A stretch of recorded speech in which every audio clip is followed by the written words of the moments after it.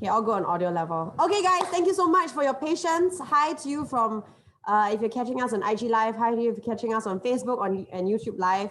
I'll sometimes talk to both sides, so the eyeline might be a bit strange.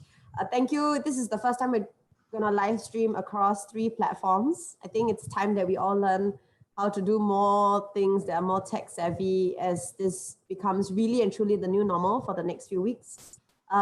So today we're going to talk about resilience, and of course, I'm Jade, in case you didn't. I guess you know if you're on my platforms.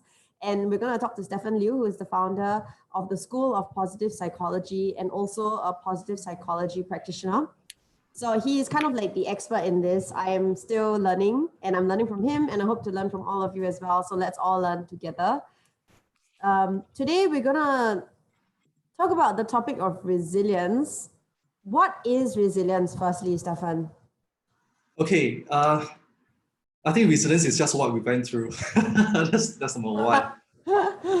Yeah, well, resilience is having the ability to bounce back, number one. I think many of us will know this, but not only just bouncing back, but able to take day-to-day challenges at stride. But if I can give you an example, that when we talk about resilience, we talk about having mental toughness, having the ability to say, get up many times after we fall. But that is a very physical way of looking at resilience. When you look at emotion resilience, what does it really mean to us? So it's the ability to deal with negative emotions, the ability to deal with bad news, and the ability to process all these things and choose a response, a good response to external situations. So is it kind of like saying that, because I was thinking about this, honestly, I struggled the first week of the circuit breaker. And I think a lot of it was to do with the fact that I felt like life was happening to me. Like, oh my gosh, I'm put in this situation where I can't go out, I can't do this, I can't do that. And so part of being resilient is being able to be aware of that and to choose my response. Is that what you would define as resilience? Yes. One big way is how do we, if I can simplify it, how do we control our response? Because there's a difference between reaction and response. If something bad happened to us, we sometimes unconsciously react, right? And so this is based on our instinctual behaviors. So instead of reacting, could we take a moment and think about how the way we want to respond to the scenario or to the people around you? Okay, so it's really being able, as you said, to choose your response and not just let it happen to you. Yes. Well, when we talk about resilience, the first thing I would like to share is about this concept of negativity bias. As human beings, we are wired to pay attention to negative things because it helps us to survive. Especially during this period, during COVID-19, there are so many news about, infection rates, about the shutdown, the disruption of businesses, the dip of stock market, and etc., etc. There is a lot of confusion, uncertainty, anxiety, stress, and whatnot. And if I could just add on that, around 2.7 million people are infected by COVID-19 physically, but the rest of the 9 billion people are infected by it psychologically. So it's very important for us to learn how to be more resilient. Okay, so I think that, because when we were talking about, or the lead up to these live sessions, I say these because we are live across Facebook, YouTube, and Instagram. We did talk about it's going to be about resilience. So I think everyone here just wants to learn a bit more about resilience in general. So is it something that we have intrinsically as people, or do we need to build it up? How does it work? Very good question. Many people mistake that resilience is a personality trait, but yet research has shown that it is not a personality trait. It is an innate psychological resources that we need to build constantly over time. And it's a process. So if we can maybe share a quick example that a good way to understanding resilience is to use a metaphor, and there's many metaphors that we can use, right? Yeah, and I think you are aware of this one, which is, I heard you using many different times. Let me share it again with everyone, is having a resilience reservoir or having a resilience tank, right? So in the resilience reservoir, we have lots of water inside. And at the bottom of the reservoir, there are holes. And they are holes or cracks. And these holes or cracks are caused by the external environment And it could be COVID-19, it could be stress in the families, at work, and there are all these cracks seeping the water away. And these water are known as our resilience. And to build resilience, we constantly need to replenish by putting more water back into the reservoir or the tank so that we can continue to focus on surviving, still continue to bounce back, and still continue to engage with life. So just to reconfirm, so what we have is resilience is something, not so much that is innate, it's something that we build up and that we actively choose to, I think what I'm getting from what you're saying is that we actively choose to build up these resources. Maybe in good times, it might be easier to build it up in good times. I think it's kind of like when people talk about fixing a ship, you fix it in a dry dock and not try to fix it like in the middle of a storm, right? So I think this is from what you're saying is pertinent not just during this time of COVID-19, but in general in life. Like I think we all know people who seem to bounce back from setbacks. I mean, to put it really honestly, life throws us a lot of lemons. Like I think I've been seeing a lot of posts on Instagram about people saying like, I'm so sorry 2019. Because I think when 2019 ended, a lot of people were like, oh, this year sucked and all that. And then people are realizing, whoa, 2020 is like, made 2019 look like a walk in the park, right? So I think what you're saying is that we need to build up resilience even in good times so that in bad times we have more to tap from. Is that right? Yeah. And and the other part of it is that, so as we build it up, it's kind of like water in the reservoir, and things will deplete it somehow. Like for example, going through like this period will deplete the water in the reservoir. And what we need to do is to actively keep putting water back in to strengthen the sort of supply that we have. Yes. And the people, sorry. Oh, that's all right. I mean, if I could share another quick metaphor, because sometimes everyone identify with metaphors in a different way, right? Yeah. Yeah, there's another good one is building resilience muscles. So if we have resilient muscles, we have the strength to take on life and sail through life. So for example, that for a person who doesn't pay attention to their physical health, right? And you do not exercise as much. And then what do? They do not have a lot of muscles, but they can still go through life. Not saying that they cannot, but comparing to people who have more muscles and more strength, when they take on life challenges, let's say that these external challenges are filled with a lot of pressure, a lot of strength, external forces. Those who are have more resilient muscles are able to be tougher, able to bounce back better. Yeah, so this is another metaphor. I think this is a metaphor that I use less, but for me, actually means more because I am like totally believe in keeping your body fit to, be prepared. And also like, I feel like if you're fitter, you're more able to go about daily life, like walking up the stairs, things like that. So I think similarly with resilience, it's about a constant process to try to strengthen your muscles and replenish the water, if you're using the reservoir analogy, just to make us stronger in tough times. And maybe these are the reasons why, we all have friends who seem to be very resilient, like they go through a breakup or they go through like a death of a loved one, or they go through like, some really challenging times at work, and they always seem to be able to get on with it and go on with it. And I guess these people, whether knowingly or unknowingly, are the people who have built up their resilience stores. Am I right?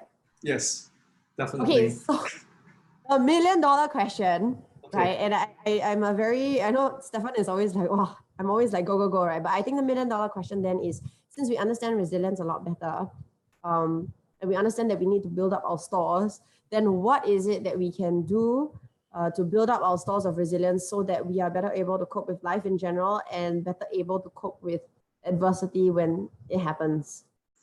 Okay, it's really a $1 million question. Let me let me answer it in three parts, right? Okay, the first part about resilience is that we could try to safeguard ourselves from negativity first, because we have that negativity bias.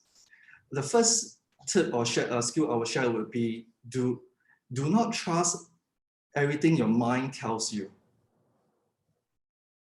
Do not trust everything your mind trusts you, because our mind forms our reality and we take in all these ideas from the media, from the environment, from people's words, and they are not entirely true. So the best way is to evidence our minds, our ideas, and our thoughts by writing down, because the best way to go through to develop resilience is to look at what you're thinking. And there's a difference by penning it down versus you putting inside your head. So writing it down is very important, keeping a thought journal, number one. And number two is maybe avoid speculation on things right now. Like fake news, if you Yeah, I mean, we are humans, we like to speculate. This is our part of our innate nature, but try not to speculate. It's because this speculation will always give us more anxiety, worries, and whatnot. And third, this is the part about, for those people who are a little bit stressed out, a little bit more anxious, a little bit more negative, they have heard a lot of resilience tips, but they say that I cannot just do it. Maybe the way they learn resilience is from a different place or different starting point. I would suggest that put on a rubber band on your wrist, called the rubber band experiment. And every time you have a negative thought, you find yourself that you have a negative thought, just click the rubber band and feel the pain. Ow! Really? Well, Yes. to remind yourself not to have the thought.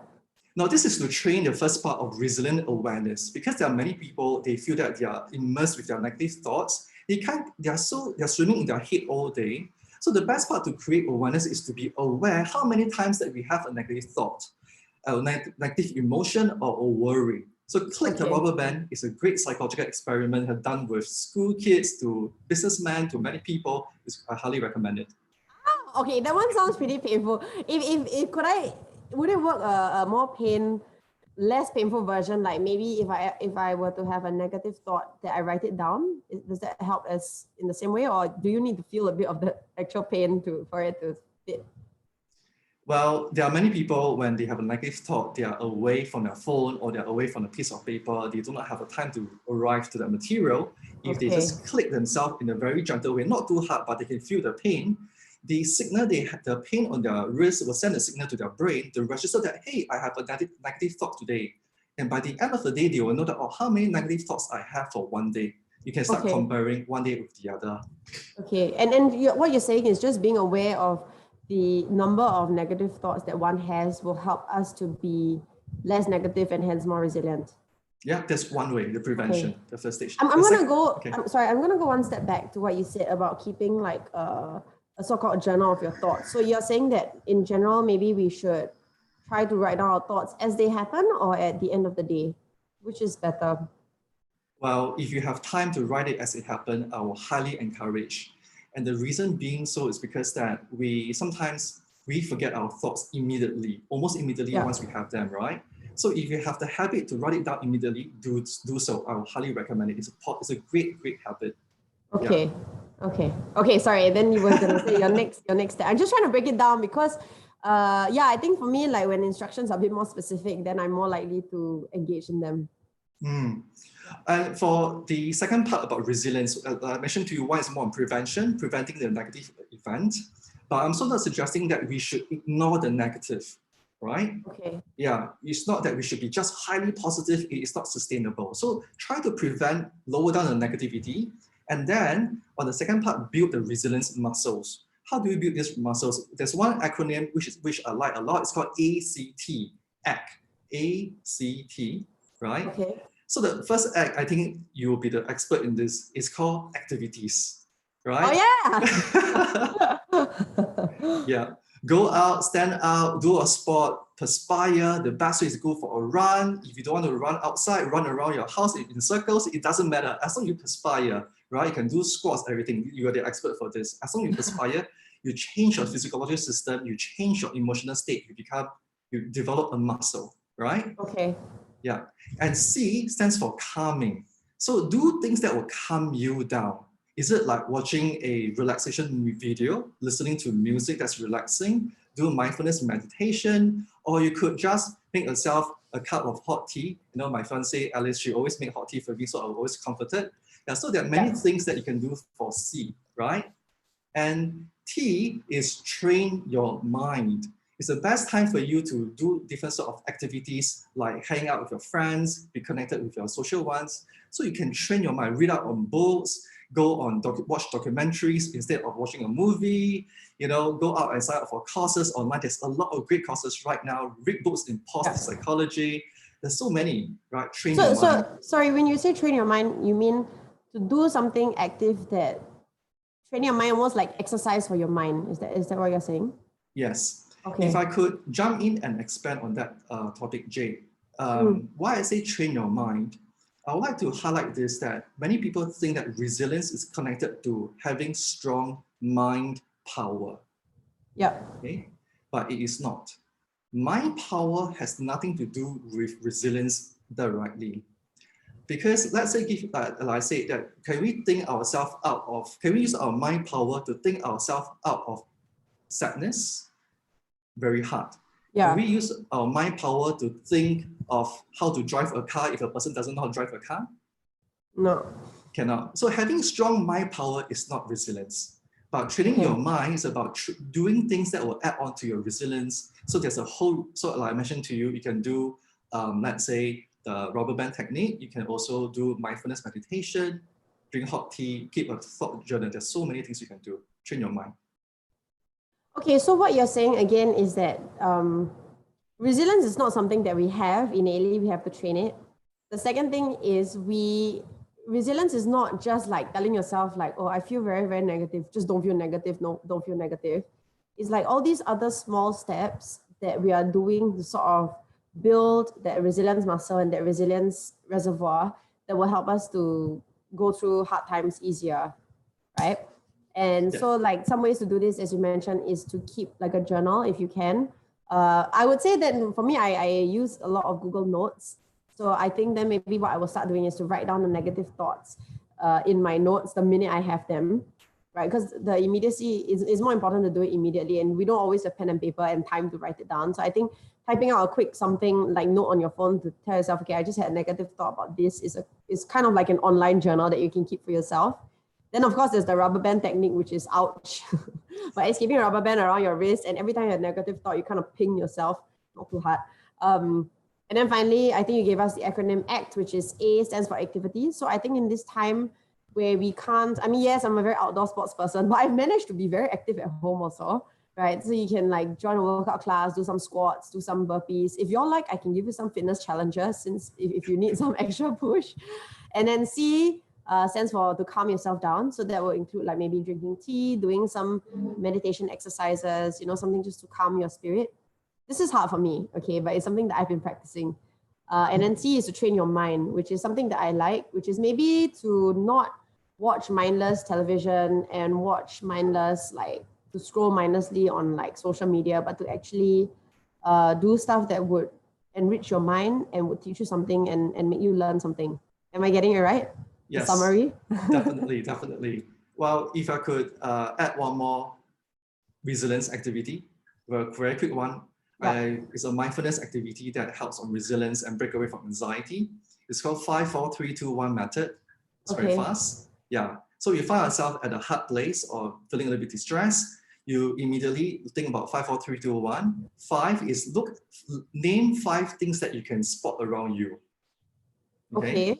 Yeah. 5 things. Random things. Okay, let's do it now. Okay, so 5. So, I mean, you know, just practice so I can see like flowers, my cup, my chair, stack of magazines, and like a clock. So that's 5 things, right? Very good. And then after that, you do 5 things, go to the 4 things. That'll be 4 things that you could hear, 4 sounds. Hear? Yeah. Wow, okay, I can hear the fan. I can hear you. There's a slight echo, and I can hear the rain. Very good. And then go to number 3, 3 things that you can touch. Okay, I can touch my... Oh, so cute. Yeah, I can touch the sofa that I'm on, and I can touch the remote control. Yeah. And then 2 will be 2 things you can smell. I can smell my cookies because I put them... I warmed them up in the oven. No, I did not bake. I can smell my body lotion, which I put on after I showered. Yeah, and the last one is one taste that we can taste in our mouth. I can taste the cookie that I just ate prior to this call. Okay, so now that I've done the 5, 4, 3, 2, 1, how does that help? 5, 4, 3, 2, 1 is more like intervention for you, a mindful intervention to break away from anxiety, to break away from negative thoughts. So if, let's say, a person is using a rubber band, they are still thinking many times. This is a very good method to distract yourself, to train your mind back onto being mindful. And this is a training technique, Because mindfulness doesn't mean that we need to sit down and do meditation for 30 minutes. Mindfulness means that you're mindful of things around you, the words that you use, the information that you consume, and that's also called mindfulness. Okay. Okay. So I think I'm gonna just address a few of the questions that I'm seeing coming in. Because some of them are questions that I had as well when I prior to studying more about positive psychology.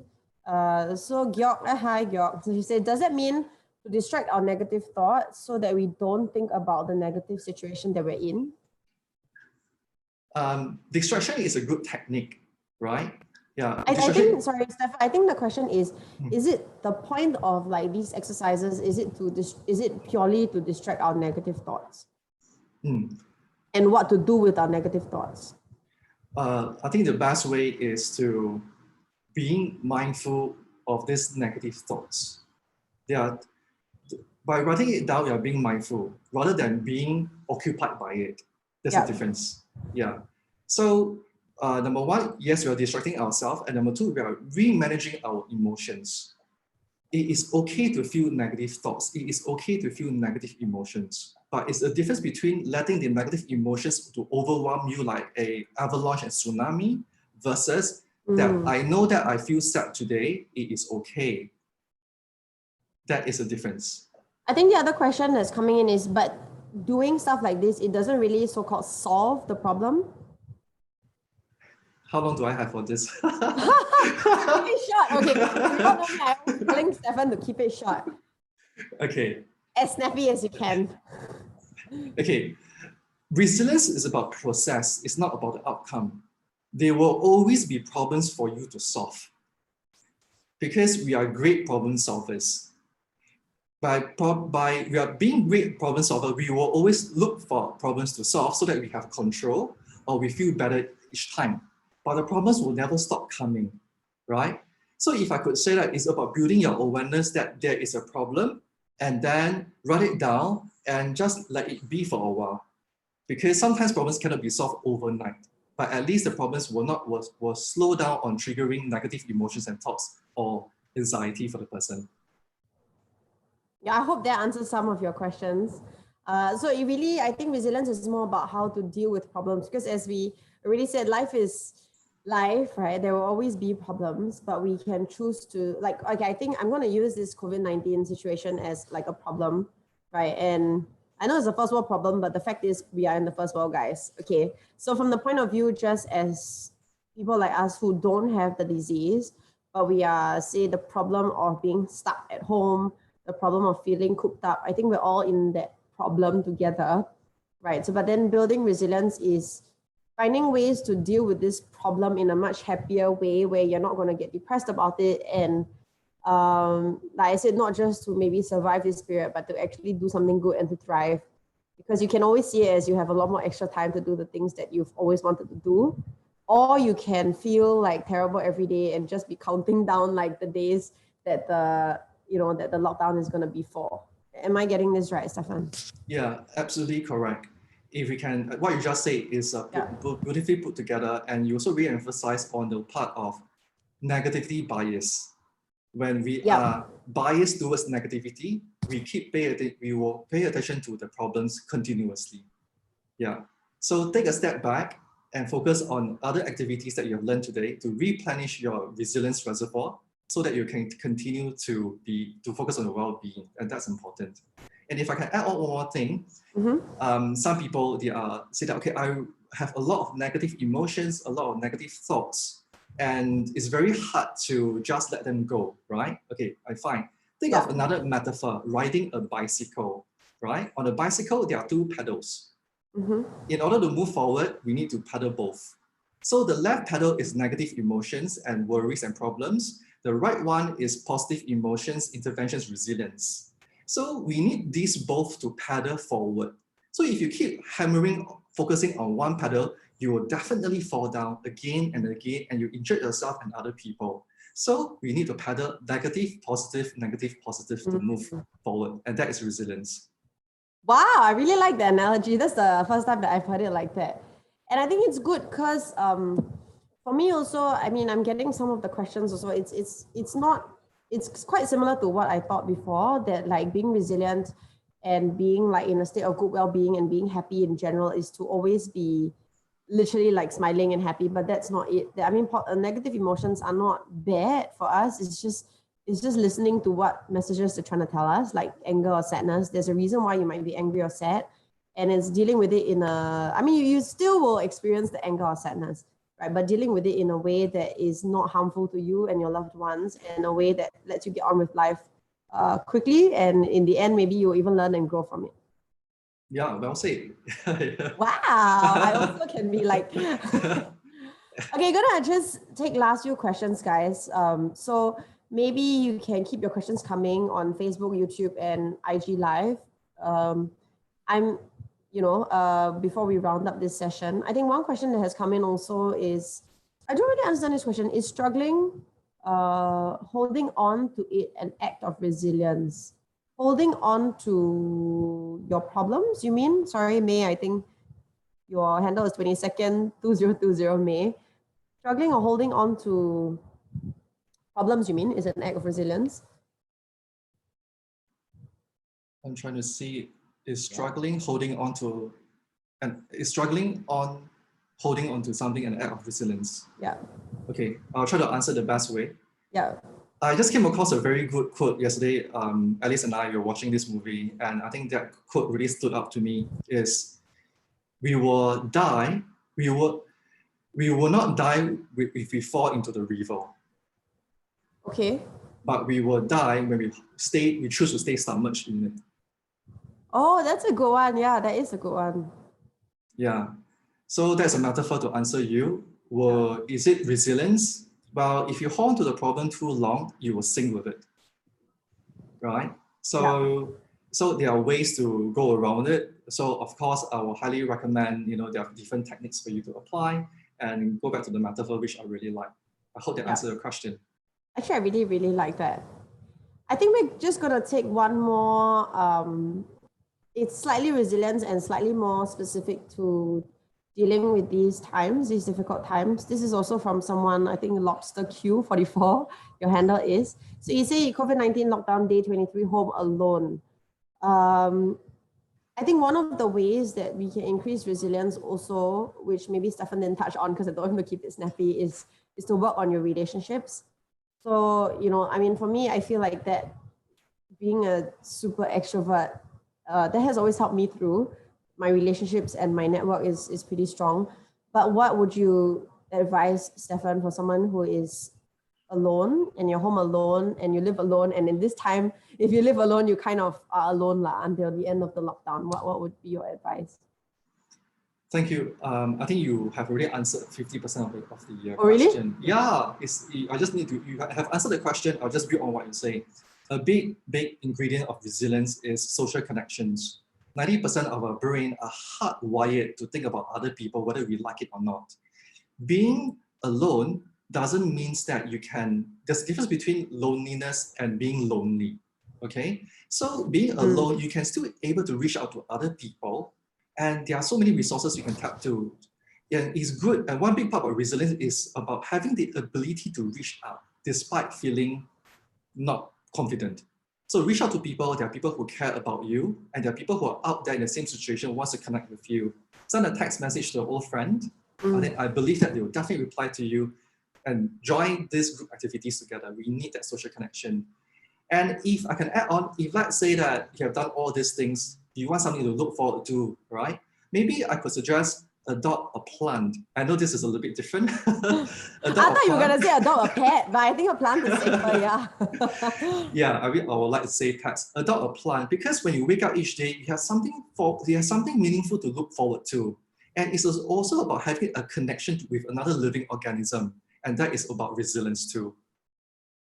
Okay, well, I think that's a very helpful tip. In this time, I keep asking friends, should I adopt a dog? And then everyone is like, when the stay home is over, you better think about whether you can manage the dog. But I think a plant is a little bit better and a smaller step for people who are like wanting to care for like a living thing. Yeah, start with the plant first. Yeah, start with the plant first. I think you should adopt a dog, definitely. I want to, but yeah, we'll see, because like this is honestly the most time I have ever spent at home. If you know me personally, you will know that I just am out and about all the time. So this, it's interesting. It's interesting time for me, and I think it's interesting times for everyone at home. And I think Stefan and I, we started doing this series because we really hope to be able to reach out and to help build a community and to speak to as many people as possible and to spread, just hopefully spread tips on how you can cope during this period as well. So please give us feedback on the session across any channels. You can go on to the School of Positive Psychology's page, Stefan's page, my pages, and just let us know whether you enjoyed this or not. You are very welcome to the people who said thank you for taking the effort to set this up. Welcome, and thank you everyone for hanging out with us and for giving us like such affirmation, like such valuable content. Someone said that mas me away. I have the most interesting IG handles, I gotta say. It's very challenging though to read them out sometimes. Yeah, but we really enjoy doing this. And this is the first time Stefan and I are doing this live. I think this is the first time Stefan is doing an IG live. Yes. So I just had to, kind of like let y'all know that. So thank you for your patience also as we took the time to set up the technical side of it. We'll try to make that a lot smoother next time. Let us know what we can improve on, and we will be back with this series soon. We'll let you know. Just watch all our spaces, and we'll definitely update on when the next one will be. Awesome. Thank you for your patience. Thank you, guys. Thank you. Enjoy the rest of your weekend. Bye.